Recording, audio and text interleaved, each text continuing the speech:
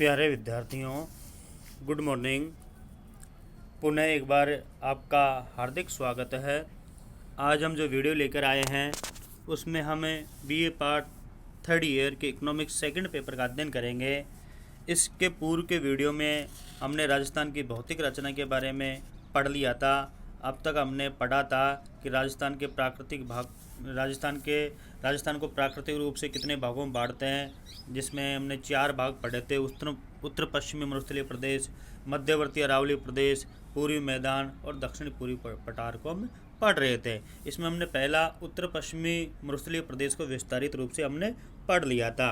अब आज हम जो हमारा सेकंड है आपके कि मध्यवर्ती अरावली पर्वतीय प्रदेश। मध्यवर्ती अरावली पर्वतीय प्रदेश मानी ये राजस्थान राज्य की लगभग 9% क्षेत्र पर फैला हुआ है। इसमें जो ज़िले आते हैं भौतिक रूप से उदयपुर, डूंगरपुर तथा सिरोही, पाली, बांसवाड़ा, चित्तौड़गढ़ व अजमेर जिले के कुछ भागों में ये फैला हुआ है।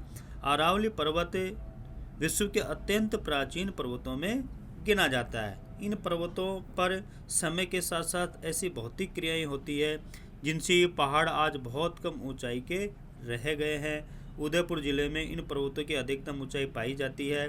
अधिकतम ऊंचाई वाला यह क्षेत्र कुंभलगढ़ और गोगुंदा तहसील में है। स्थानीय रूप से इसे बोहराट का पठार कहा जाता है। ये आपको अंडरलाइन करना है, बोहराट का पठार। बोहराट का पठार किसे कहा जाता है? यानी कुंभलगढ़ और गोगुंदा की जो पहाड़ी क्षेत्र है उसको हम बोहराट का पठार कहते हैं। अरावली पर्वतमाला में जो सबसे ऊंची जो चोटी है वो है गुरु शिखर, जिसकी ऊंचाई है 1722 मीटर, जो माउंट आबू में है, सिरोही जिले में। गुरु शिखर के आसपास जो अन्य चोटी है उसमें शेर, जिसकी ऊंचाई 1597 मीटर, अचलगढ़ 1380 मीटर, दिलवाड़ा के पश्चिम में 3 अन्य चोटियाँ भी है। इस क्षेत्र में वार्षिक वर्षा काफ़ी अधिक होती है। इस वजह से यहाँ पर वनस्पति अधिक पाई जाती है। अरावली पर्वत की कई समांतर श्रेणियाँ सिरोही, उदयपुर, डूंगरपुर जिलों में भी पाई जाती है। अरावली पर्वत का जो विस्तार है हमने पूर्व में भी पढ़ लिया कि अरावली पर्वतमाला राजस्थान के मध्य में होकर गुजरती है। इसका फैलाव उत्तर पूर्व से दक्षिण पश्चिम की दिशा की ओर है। इसमें ये पर्वत अजमेर, जयपुर, अलवर जिलों में भी फैले हुए हैं। कुछ थोड़ी बहुत शाखाएं इसकी दौसा जिले में भी फैली हुई है, जहां इनकी ऊंचाई बहुत कम है। इन जिलों में इनकी औसत ऊंचाई 550 से 670 मीटर तक पाई जाती है।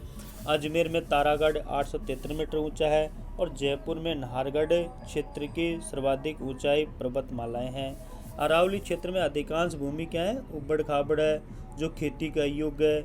इस पर्वतीय पठारी क्षेत्र में नदियों द्वारा निर्मित कई उपजाऊ घाटियाँ हैं। लूनी की कई सहायक नदियाँ जैसे जवाई, लीलरी, जोजरी, सुकड़ी आदि अरावली की पश्चिम ढालों से निकलती है।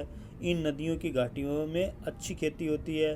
अरावली की ढालों पर मक्का की खेती विशेष रूप से की जाती है। और यहाँ पर इसमें अभ्रक भी मिलता है। खेतड़ी सिंगाना क्षेत्र में तांबा और जावर में जस्ते हुए शीशे के भी खान है। मानी अरावली पर्वतमाला से कई नदियों का भी उद्गम होता है। उसके साथ साथ अरावली पर्वतमाला की तलहटी में का जो भूमि है काफ़ी उपजाऊ है। इसमें से कुछ खनिज पदार्थ भी मिलते हैं। अरावली पहाड़ की दिशा उत्तर पूर्व से दक्षिण पश्चिम की ओर होने के कारण इसके बाएं भाग में उत्तर पश्चिमी मरुस्थलीय प्रदेश पाया जाता है, जब मानसूनी वर्षा कम होती है। और जो दाईं तरफ का भाग है, पूरी भाग, वो मैदानी प्रदेश है, जब वर्षा अधिक पाई जाती है। राजस्थान का 3/5 भाग अरावली के उत्तर पश्चिम में पड़ता है और 2/5 भाग दक्षिण पूर्व में पड़ता है। इनका जलवायु पर गहरा प्रभाव है। यदि इस पहाड़ की दिशा उत्तर पश्चिम से दक्षिण पूर्व की तरफ होती, यदि हम कल्पना करें कि जो अरावली पर्वतमाला है इसकी दिशा उत्तर पश्चिम से दक्षिण पूर्व की होती, तो राज्य की जलवायु व धरातलीय बनावट पर काफ़ी भिन्न व विपरीत प्रभाव पड़ते। इससे राज्य के पूर्वी भाग में वर्षा का अभाव बढ़ जाता और कृषिगत पैदावार पर भी विपरीत प्रभाव पड़ता। उपजाऊ मैदानी भाग की भी संभावना कम हो जाती, लेकिन मरुस्थलीय क्षेत्र जैसलमेर, बाड़मेर आदि में वर्षा अधिक होती, जिससे इसको लाभ होता। इस प्रकार अरावली पर्वतमाला ने राजस्थान के जलवायु व धरातल की संरचना पर गहरा प्रभाव डाला है। यानी कहने का मतलब ये है कि जो पर्वतीय माला है, अरावली पर्वतमाला, उसके पश्चिम भाग में वर्षा कम होती है और पूर्वी भाग में वर्षा अधिक होती है। अब हम बात करते हैं पूर्वी मैदानी क्षेत्र। पूर्वी मैदानी क्षेत्र जो अरावली पर्वतमाला के पूर्व भाग में फैला हुआ है। इस प्रदेश में मुख्यतः बनास व उसकी सहायक नदियाँ बहती है। ये क्षेत्र काफ़ी उपजाऊ है। इसके कारण यहाँ पर खेती भी अच्छी होती है और खेती में मुख्य रूप से गेहूँ, जौ, चना, बाजरा, ज्वार, सरसों, तिलहन, गन्ना आदि यहाँ पर बोया जाता है और इस क्षेत्र में जनसंख्या घनत्व भी अधिक है। बनास नदी के स्रोत राजसमंद जिले में कुंभलगढ़ के निकट खमनोर की पहाड़ियों से, यानी बनास नदी कुंभलगढ़ के निकट खमनोर की पहाड़ी से निकलती है। ये नदी उदयपुर, चित्तौड़गढ़, भीलवाड़ा, अजमेर, टोंक, बूंदी, सवाई माधोपुर जिलों में बहती हुई खंडार सवाई माधोपुर जिले के समीप चंबल नदी में ये मिल जाती है। इसे वन की आशा भी कहा जाता है। जैसे कई बार प्रश्न आ जाता है कॉम्पिटिटिव एग्जाम में कि वन की आशा किस नदी को कहा जाता है, तो वन की आशा नदी है बनास नदी। स्वयं बनास में भी कई सहायक नदियाँ मिलती है। इसमें मुख्य जो नीच की जो सहायक नदियाँ हैं, इसमें बेड़च, गंभीरी, कोठारी, खारी, मुरेल आदि। बनास और उसकी सहायक नदी केवल बरसात के मौसम में ही बहती है, इसलिए इनके पानी को खेती के लिए उपयोग साल भर नहीं किया जाता, परंतु इन नदियों की घाटियों में भूमिगत जल उपलब्धता अधिक होती है। जल के रिसाव के कारण इकट्ठा रहता है। इस मैदानी भाग में चंबल ही एक प्रमुख नदी है जो साल भर बहती है। ये मध्य प्रदेश में विंध्याचल पर्वत के उत्तरी भाग में मऊ नामक स्थान से निकलती है। माने जो पूर्वी भाग है उसमें वर्ष भर बहने वाली नदी केवल एक चंबल नदी है। चंबल नदी का उद्गम होता है मध्य प्रदेश में विंध्याचल पर्वत के उत्तरी भाग में मऊ नामक स्थान से। राजस्थान में चंबल का प्रभाव क्षेत्र है कोटा, बूंदी और झालावाड़ जिला।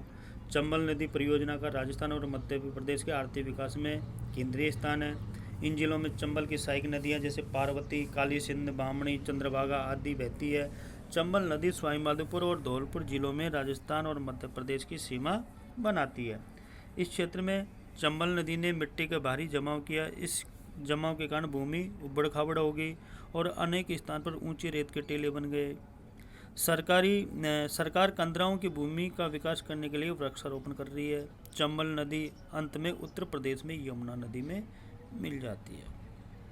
इसके अलावा इस मैदानी क्षेत्र में कई छोटी छोटी नदियाँ भी है, जैसे जयपुर जिले में ढूंढ और बाणगंगा नदियाँ। बाणगंगा जयपुर के पास विराटनगर की पहाड़ियों से निकलकर पूर्वी भाग में बहती है, जैसे भरतपुर, धौलपुर में, दौसा में भी बहती है और उत्तर प्रदेश के फतेहाबाद के समीप ये यमुना में मिल जाती है। राज्य के दक्षिणी भाग में माही और उसकी सहायक नदियाँ बहती है। माही की दो मुख्य सहायक नदियाँ है एरा और एरन। यानी कहने का तात्पर्य यह है कि जो पूरी मैदान है ये काफ़ी उपजाऊ क्षेत्र है। यहाँ जनसंख्या घनत्व भी अधिक है और यहाँ पर खेती भी विशेष रूप से की जाती है। यहाँ पर कई मौसमी नदियाँ बहती है और बारहमासी मानी साल भर बहने वाली नदी चंबल नदी यहाँ पर पाई जाती है। यहाँ पर वर्षा का स्तर भी अधिक है। यहाँ पर जो राजस्थान का जो सबसे बड़ा बांध हम यदि बात करें बिशुलपुर बांध, जो जयपुर, अजमेर आदि जिलों को पानी पिलाता है, ये भी आपके पूर्वी क्षेत्र में ही स्थित है। पूर्वी मैदान में जो वर्षा का औसत है वो 60 सेंटीमीटर से 100 सेंटीमीटर तक है। 56 के मैदान तथा कोटा, बूंदी, झालावाड़, भरतपुर आदि जिलों में अच्छी वर्षा होती है, इसलिए कृषिगत उपज भी यहाँ पर अधिक होती है। मैदानी भाग होने से यहाँ पर सड़क और रेल मार्ग भी विकसित है। इन कारण से इस प्रदेश में जनसंख्या घनत्व भी अधिक पाया जाता है। यानी जो पूर्वी प्रदेश है वो सभी तरह से समृद्ध है। इसके बाद में हम लेते हैं आपके दक्षिण पूर्वी पठार प्रदेश है। दक्षिणी पूर्वी पठार प्रदेश है। ये प्रदेश कटे पटे पठार पाए जाते हैं यहाँ पर, जिन पर कई छोटी छोटी नदियाँ भी बहती है। दक्षिणी राजस्थान में ये पठारी बाग बांसवाड़ा, चित्तौड़गढ़ जिलों में तथा दक्षिणी पूर्व में राजस्थान में कोटा, बूंदी, झालावाड़ और सवाई माधोपुर जिलों में फैला हुआ है। हाड़ौती का पठार बाग 2 पृथक पृथक क्षेत्रों में बटा हुआ है, विंध्या स्कॉर्पियनलैंड और दक्षिण का लावा पठार है। मानी जो दक्षिण पूर्वी पठार है इसको हम हाड़ौती क्षेत्र भी कहते हैं। ये काफ़ी पठारी क्षेत्र है, यहाँ पर वर्षा भी अधिक होती है। हाड़ौती का पठार मुख्यतः कोटा और बूंदी जिलों में फैला हुआ है। इस पठारी क्षेत्र में काली उपजाऊ मिट्टी पाई जाती है, जिसका निर्माण प्रारंभिक ज्वालामुखी चट्टान से हुआ है। और दक्षिण का जो लावा पठार है मुख्यतः चित्तौड़गढ़, बांसवाड़ा, झालावाड़ जिलों में फैला हुआ है। यहाँ की मिट्टी भी काली और उपजाऊ है। पठारी क्षेत्र की उपजाऊ मिट्टी में मुख्य रूप से कपास, अफीम, तंबाकू और गन्ने की फसल पाई जाती है, क्योंकि ये सभी फसल मिट्टी से अधिक मात्रा में रासायनिक लवणों का शोषण करती है। ये पठार धौलपुर और करौली क्षेत्र में कुछ सीमित क्षेत्रों में भी फैले हुए हैं। इनसे इमारती पत्थर जैसे पट्टियाँ और चौके भी प्राप्त होते हैं। संपूर्ण पठारी क्षेत्र में नदियों के बहाव के कारण कटे पटे भाग अधिक होते हैं। इनके पहाड़ी भाग को पठार कहते हैं। निचले भाग में खेती की जाती है। पहाड़ी भागों पर उष्णकटिबंधीय वन है जो अब धीरे धीरे समाप्त हो रहे हैं। तो ये थे राजस्थान के प्राकृतिक भाग, मानी राजस्थान को प्राकृतिक रूप से 4 भागों में बांटा गया था। इसका हमने अब तक अध्ययन किया। अगले वीडियो में हम अध्ययन करेंगे राजस्थान की झीलों का, कि राजस्थान में कौन कौन सी झीलें पाई जाती है, कितने प्रकार की झीलें पाई जाती है, खारे पानी की, मीठे पानी की, खारे पानी की कौन कौन सी है, मीठे पानी की कौन कौन सी है, आदि झीलों का हम अध्ययन